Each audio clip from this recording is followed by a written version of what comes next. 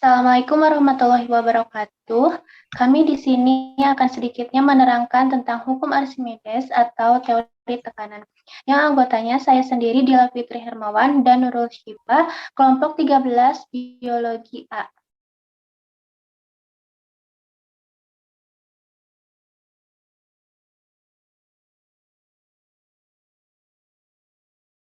Untuk latar belakangnya, ilmu yang mempelajari gejala alam disebut sains. Sains berasal dari kata lain yang berarti mengetahui. Sains terbagi atas beberapa cabang ilmu, diantaranya fisika. Fisika adalah ilmu yang mempelajari hubungan antara materi dan energi. Salah satu fenomena alam yang sering ditemukan adalah fenomena fluida. Fluida diartikan sebagai suatu zat yang dapat mengalir.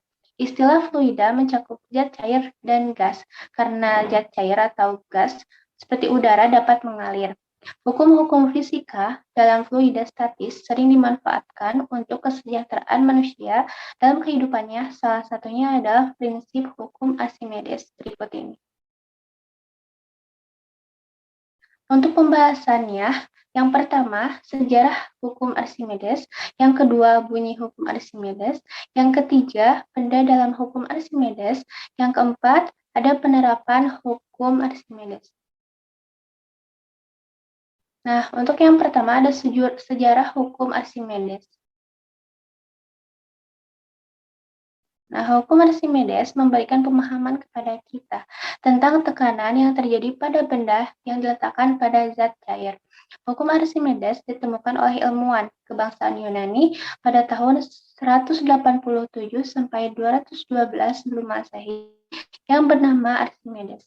Archimedes adalah seorang ilmuwan ahli matematika dari Yunani yang terkenal sebagai penemu hukum hidrostatika atau yang sering disebut dengan hukum Archimedes. Untuk pembahasan yang kedua ada bunyi hukum Archimedes. Nah, untuk bunyi hukum Archimedes adalah jika sebuah benda dicelupkan ke dalam zat cair, maka benda tersebut akan mendapat gaya yang disebut gaya apung atau gaya ke atas, sebesar berat zat cair yang dipindahkannya. Nah, hubungan antara berat benda di udara, gaya ke atas, dan berat semu adalah rumusnya WS sama dengan W kurangi FA. Dengan keterangan berat benda dalam zat cair sama dengan berat benda sebenarnya dikurangi gaya apung. Nah, besarnya gaya apung dirumuskan sebagai berikut. Nah, ada 3 hukum turunan dari hukum Archimedes yang berbunyi, yang pertama, benda akan terapung jika massa jenis benda yang dimasukkan ke dalam air lebih kecil dari massa jenis zat cairnya. Yang kedua, benda akan melayang jika massa jenis benda yang dimasukkan ke dalam air sama dengan massa jenis zat cairnya. Yang ketiga, benda akan tenggelam jika massa jenis benda yang dimasukkan ke dalam air lebih besar daripada massa jenis zat cairnya. Nah, berikut ini ada benda-benda dalam hukum Archimedes. Yang pertama ada benda yang tenggelam. Benda disebut tenggelam dalam zat cair apabila posisi benda selalu terletak pada dasar tempat zat cair berada. Pada benda tenggelam terdapat 3 gaya, yaitu gaya berat benda, gaya Archimedes, dan gaya normal bidang. Dalam keadaan seimbang, maka W sama dengan N ditambah FA, sehingga rumusnya berikut ini, ada massa jenis benda dan massa jenis zat cair. Untuk yang selanjutnya ada benda melayang. Benda melayang dalam zat cair apabila posisi benda di bawah permukaan zat cair dan di atas dasar tempat zat cair berada. Nah, rumusnya pada benda melayang terdapat 2 gaya, yaitu FA dan W. Dalam keadaan seimbang, maka rumusnya sebagai berikut. Nah, untuk benda terapung dalam zat cair apabila posisi benda sebagian muncul di permukaan zat cair dan sebagian terbenam dalam zat cair. Nah, untuk rumusnya pada benda terapung terdapat 2 gaya, yaitu FA dan W. Untuk rumusnya sebagai berikut.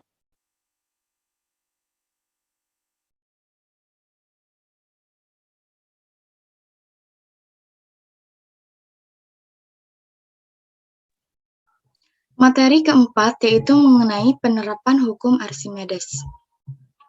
Penerapan hukum Archimedes untuk menentukan massa jenis benda, di mana dirumuskan menjadi rho benda sama dengan massa per V benda atau massa per V air, di mana M itu adalah massa benda, Ms itu adalah massa semu benda, rho benda sama dengan massa jenis benda, dan rho air adalah massa jenis air. Selanjutnya ada penerapan hukum Archimedes. Yang pertama ada keran otomatis pada penampung air. Tujuannya agar diperoleh tekanan besar untuk mengalirkan air, sehingga keran dibuat mengapung di air dan dia akan bergerak naik seiring dengan ketinggian air. Ketika air kosong, pelampung akan membukakan untuk mengalirkan air. Selanjutnya yang kedua ada hidrometer. Hidrometer yaitu alat yang digunakan untuk mengukur massa jenis zat cair berbentuk tabung yang berisi pemberat dan ruang udara sehingga akan terapung tegak dan stabil. Proses pengukuran massa jenis zat cair menggunakan hidrometer dilakukan dengan cara memasukkan hidrometer ke dalam zat cair sehingga angka yang ditunjukkan oleh hidrometer telah dikalibrasi sehingga akan menunjukkan nilai massa jenis zat cair yang diukur. Contoh penerapan yang ketiga ada kapal laut, yaitu kapal yang sama pada saat kosong dan penuh muatan. Apabila gaya angkat yang dihasilkan sama besar dengan gaya berat perahu, maka perahu akan terapung. Oleh karena itu, kapal baja didesain cukup lebar agar dapat memindahkan volume fluida yang sama besar dengan berat kapal itu sendiri. Contoh penerapan yang keempat ada galangan kapal. Galangan kapal mempunyai prinsip kerja hampir sama dengan kapal laut. Pertama, galangan kapal diisi dengan air laut, kemudian ditempatkan tepat di bawah kapal laut. Lalu airnya disedot dengan galangan kapal sehingga akan naik ke atas dan muncul ke permukaan air. Contoh penerapan selanjutnya yaitu ada kapal selam. Kapal selam merupakan sebuah wahana yang unik karena bisa mengapung serta menyelam di air sesuai dengan kebutuhan. Pada kapal selam terdapat tangki yang jika di darat, ia akan terisi oleh udara sehingga ia dapat mengapung ke permukaan air. Namun, ketika kapal dimasukkan ke dalam air, tangki akan berisi air sehingga kapal dapat menyelam. Contoh penerapan selanjutnya yaitu ada jembatan pontoh. Di mana jembatan pontoh ini merupakan kumpulan drum-drum kosong yang berjajar sehingga menyerupai jembatan.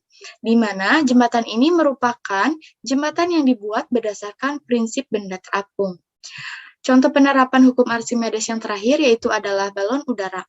Balon udara menggunakan prinsip yang sama dengan kapal laut. Hanya saja ketika balon naik ke udara dan melayang pada ketinggian tertentu, maka yang dilakukan adalah mengisi balon sehingga berat udara yang dipindahkan lebih berat dari berat benda balon. Slide selanjutnya adalah kepik raksasa, kapal selamnya serangga. Kepik air raksasa adalah salah satu serangga air terbesar yang diketahui manusia. Ukurannya yang terbesar mencapai 12 cm. Mereka bisa ditemukan di berbagai belahan dunia, namun mayoritasnya banyak terdapat di daerah bersuhu agak dingin seperti Amerika Utara dan juga Asia Timur. Kepik air raksasa juga dikenal dengan nama kepik cahaya listrik karena mereka juga diketahui suka terbang di dekat lampu yang menyala pada malam hari atau disebut juga dengan penggigit tumit. Karena kemampuan mereka untuk menggigit manusia di kolam akan menyebabkan rasa sakit.